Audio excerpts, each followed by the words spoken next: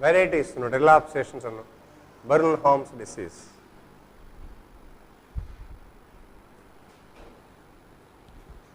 ఇది ఫస్ట్ గమనించింది ఏంటంటే ఇక్కడ ఒకళ్ళు తోడు లేకుండా చెప్పడం కష్టం అని తెలిసిపోయింది కదా. ఇదే నేను హోల్డ్ చేసి పైగా ఏ సైడ్ ఆ సైడ్ పెట్టాలి. ఇది చేయి పెట్టుకోవడానికి కోసం బెజ్జం పెట్టా పట్టుకునేవాడి కోసం. ఇది నువ్వు పట్టుకుంటే గ్రిప్ ఉంటుంది కదా, పడకుండా ఉంటుంది అది. Right. So now I repeat the point, sorry for the interruption. So this one, now whenever there is an abduction and external rotation, the head try to come down, so it try to hit, it try to strip off the periosteum capsule, or it may try to break the bone also. And then at the same time, in the position of abduction and external rotation, this is the part, the posterior inferior part, this is the part, that is the part, కనబడుతున్నది రంగు ఇంకో రంగు ఉంది. So this is the part, this is the posterior lateral part, this is the part, it will being hit, posterior lateral part. So now, so abduction and external rotation, mind you, you will abduction and external rotation, it is the same part that is coming always, so it will be injury itself. After some time what will happen, if it is a repeated phenomenon, it will occupy a pouch, and then by the method of reduction you will do reduce it. But again another time he will have an abduction and forceful abduction and external rotation, he will have the same injury, but now by the time the track is already loosened, so it will come to right down. So after repeated attacks, what will happen? In the beginning, it will be sharper. It will be what is called the glenoid head will be sharper. If a sharp thing, if after repeated injuries, it may become rounded off, smoothed off. So, and by repeated injury, there may be a groove-like substance. A groove may be formed. So whenever there is an abduction and external rotation, that groove definitely comes to the glenoid rim and then easily dislocate.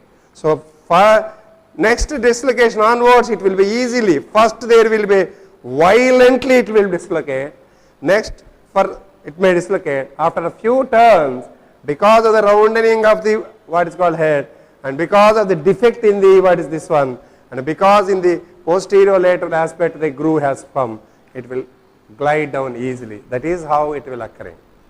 So now see again, I will demonstrate first in the only. So it is like this, there is a head is there, now he is having a roundness because of the head, because of the deltoid is like this one. Once there is an abduction and external rotation, it has come down, so the head has come down to occupy, abduction external, head has to come down and occupy, talit bettese, head has to come down and occupy below the coracoid process, hence by the time if you observe, the shoulder will be angular. The shoulder will be angular because nothing is there. You can directly palpate, your fingers will go into the glenoid cavity. And because the head has come into the deltopectoral lesion, you will have a fullness in the deltopectoral lesion. You will have a fullness in the deltopectoral lesion. Because it has been in the abduction, because it is abduction, because it cannot come into the joint, he will try to keep the limb in the abduction itself. And moreover, because it is the abduction, he cannot come to the adduction, he cannot touch the opposite shoulder. Moreover, if head is like this, if the head is like this, if the head is like this, if the head is like this, this is the lateral condyle and this is the acromion. They are in two different planes, You cannot keep them together because this is in the posterior plane, this is in the anterior plane. You cannot touch any straight roller with this one. But once the head goes anteriorly, now because they are both in the same plane, you can touch the roller.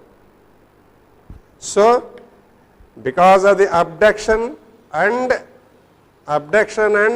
external rotation, it has come down. Abduction and external rotation, it has come down. from the shoulder to occupy the deltopectoral region. So there is a fullness in the deltopectoral region. It has become flattened. It has become flattened because of absence. So you can touch the ham, what is called ruler, and it is abduction, you cannot touch the opposite shoulder. And moreover, if you measure the circumference of an axle, if you measure the circumference of an axilla, it will be like this. And it will be like this. But once there is a dislocation,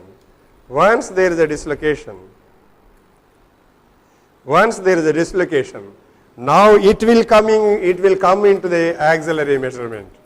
The head will be included in the axillary measurement. Hence, the axillary measurement will be increased. So these are the very, very important symptoms of signs of shoulder dislocation. Now one by one, after demonstration, now let us take one by one and take the help of this material later on.